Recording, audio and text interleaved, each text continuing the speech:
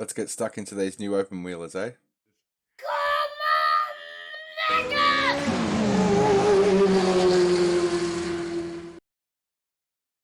Hey guys, here we go on another brand new car for iRacing. Very exciting week for iRacing. There's a hell of a lot of new content, and this is my second review of the three cars that I'll be focusing on in the next season. This is the USF2000, and we've got a total rethink of the season structure. This is now going to be the Formula Sprint car, which is replacing the F3 car. It's a lot slower, but it's it's a beast all on its own.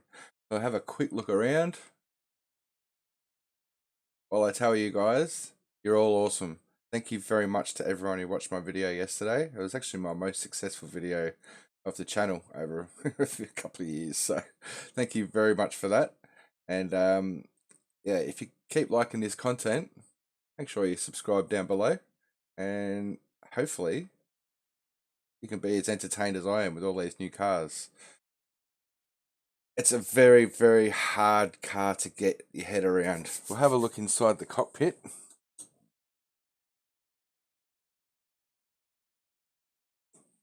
Not too bad.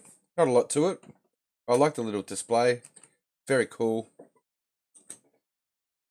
I've got legs and hands in my replay. But yeah, it's a very, very simple car. A lot simpler than the F3. A lot slower.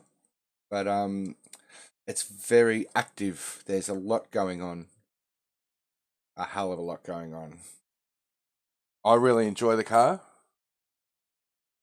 And we'll have a look at the iRacing website. So this is the USF2000. It's part of a stepping phase in the American IndyCar series. This is step one. The Pro Mazda, which used to be slower than the F3, is now step two and a lot faster. And what I mean by faster, I'll show you some times.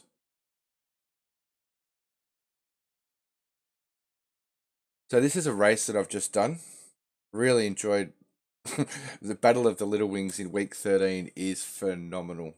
But pace-wise, the F3s are out in front. They're doing 49.9 there, but down to mid-50s on sort of on average. So they come up behind really quick. Second in line is the Pro 2000 Pro Mazda. And third in line is this car, the USF2000. So times-wise, I got down to a 54.5, which is not even half a second slower than the top split. I think a setup's going to do a lot with confidence in this car. So yeah, the skippies themselves in perspective are about 9 seconds slower. So as far as setup goes, I found when I first jumped in, I was going down the back straight of Tsukuba here, and my center feel while I was driving down the middle of the road, I'll show you when I start driving, it was just vibrating in a really weird way. So all I did was simply recalibrate my steering. It was unticked for use custom controls for this car and use some sort of global setting that I've got in the background. So I've clicked that, recalibrated my steering and my pedals. Didn't need to do the gearbox because it's just the paddles.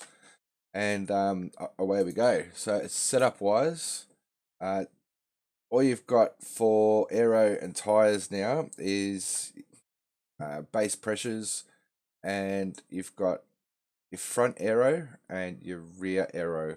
So you don't have these extra aero settings for this car. It's very basic, and that's kind of what I like about it. Very much like the Skippy, we're keeping it simple for the junior categories. Get the younger kids involved in car setup, and the more technical you make it, the less interested they're going to be. As far as suspension goes, you've got your standard push rod offsets, your spring rates, your bump and rebound stiffness, camber and toe for front and rear. You've got your anti-roll bar being connected or disconnected. Still trying to get my head around certain terminologies of this car. And 14 litres of fuel. At Tsukuba, it was only using half a litre per lap, so that was enough to finish the race. Anti-roll bar rear and 6 gear to accelerate to top speed. That would be more for oval, as it says there in the description. The beauty of this being Formula Sprint, I think we've got 2 or 3 oval tracks, which is going to make it really cool. 10-minute races on the oval, official. Do your worst. And that's it. You don't change gearing or anything, so very, very basic. The car itself has a really weird low speed feel. I've not tweaked the baseline setup at all, and the forums didn't have any setups at the time of this recording. So without any further ado, let's jump in this thing because it sounds great. That little crackle on the exhaust is awesome. Another setting that I've changed it to auto clutch. There's no auto blip or anything. I don't want iRacing to intervene with the car's gearbox software. What I will do, something I've been meaning to do, is change this. We'll put this a little bit further up so it doesn't get in the way of the... There you go. So, pit speed limiter. We've got a clutch in this car. Oh, fantastic.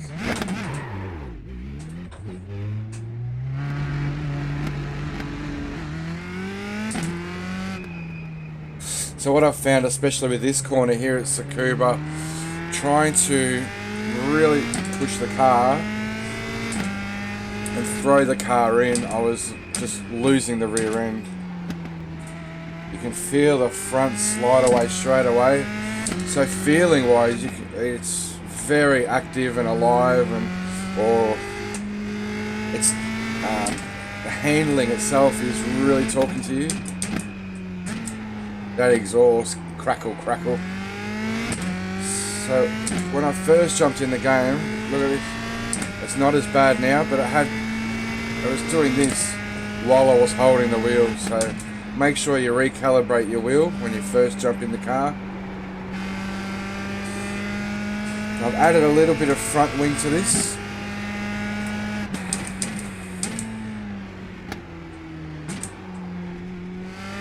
As soon as I lose that front end grip, the rear end's trying to kick out.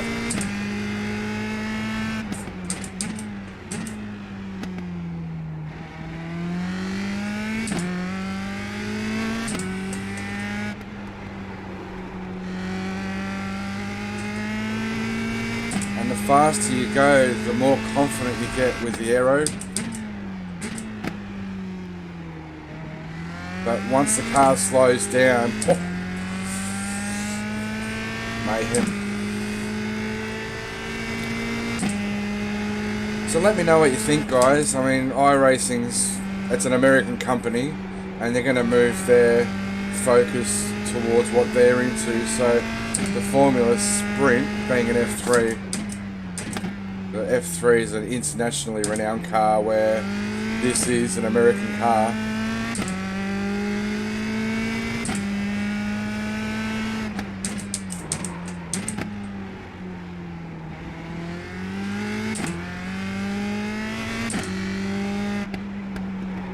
So having that confidence in the aero really invites you to push the car further and further.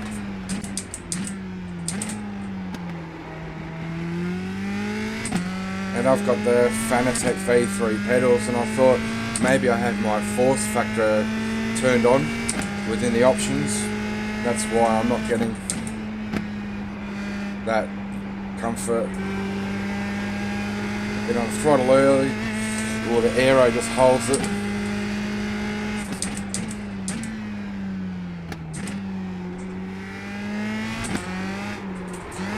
I see a little bit too much, and I've lost it.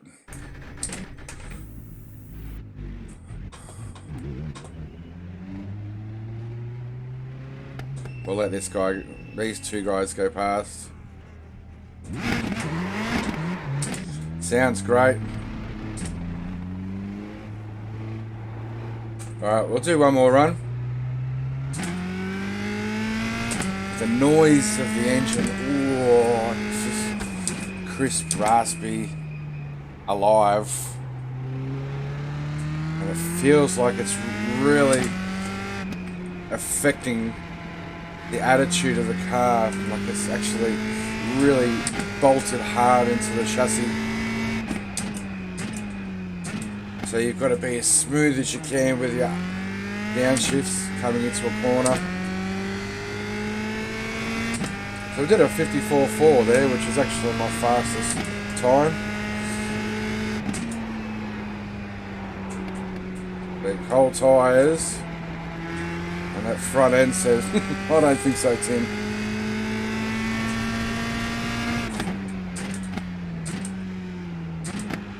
Oh, that exhaust.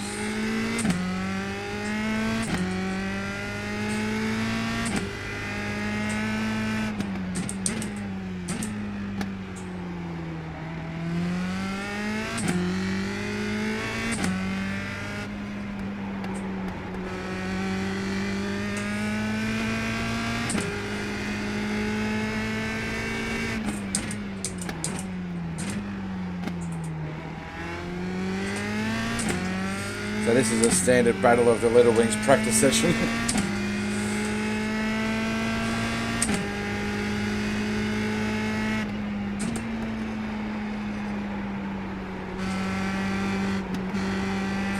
So I found power-wise,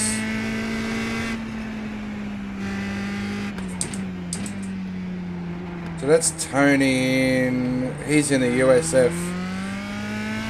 You'll see power-wise there's not a hell of a lot in it, but the aero package is a lot different.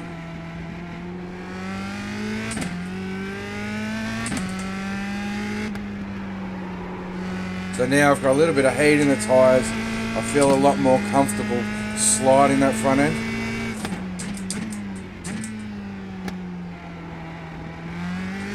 And bear in mind, this is just a small tweak away from the baseline setup.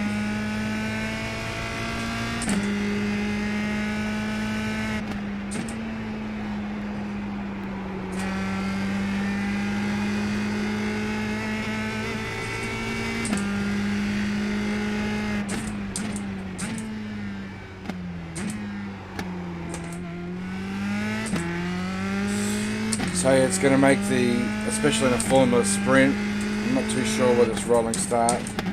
We'll check the calendar after this. But it's going to make those first 3 laps a lot of fun. You're going to be racing against people who can really turn that tyre on.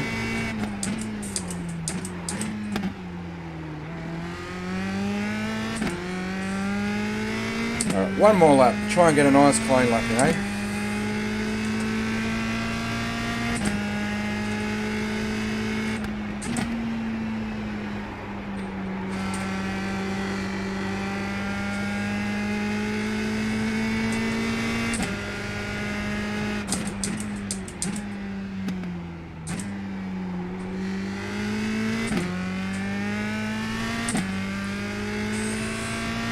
So I think this category is going to be really good. The F3 was maybe a little fast for a Formula Sprint for people who pretty much just got out of rookie.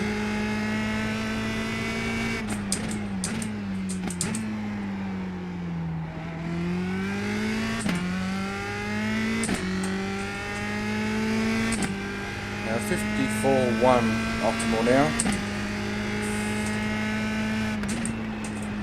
Get in a little bit earlier.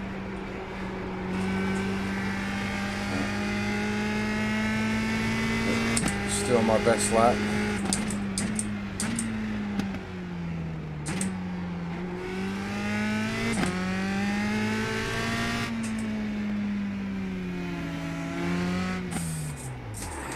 So with Tony overtaking us there, we can have a bit of a look at the difference. There's one noticeable thing with the car is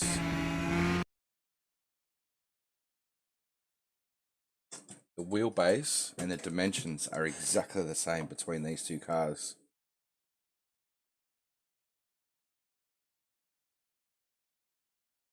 Oh, it's a bit wide there. Yeah, the dimensions of the car are exactly the same.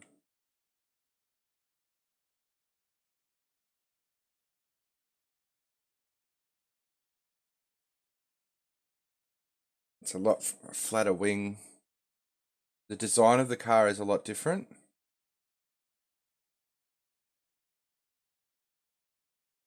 See a much different wing design. Let's have a look, good close look.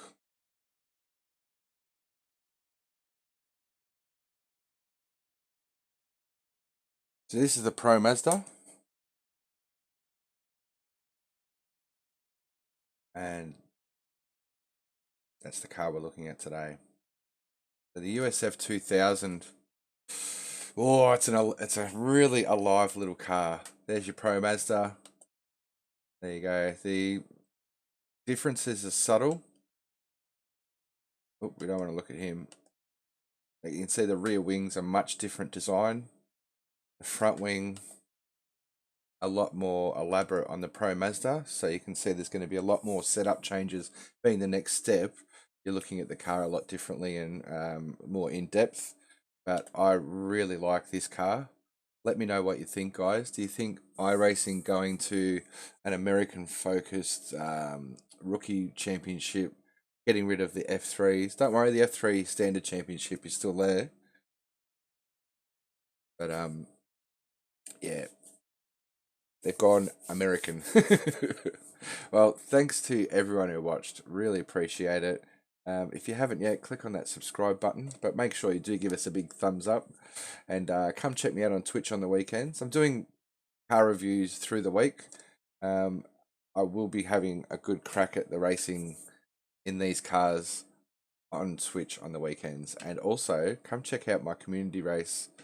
I'll do a link earlier in the video, but the community race on Sunday morning Melbourne time, which is New York time in the afternoon on a Saturday and early evening in the UK on the Saturday. Come check it out. It's free to join. Have a bit of fun. Let your hair down. Fixed racing in the radicals at Daytona Road. Should be good fun, especially with that new tyre model. Well, have a good day, guys, and I'll see you next time. Bye.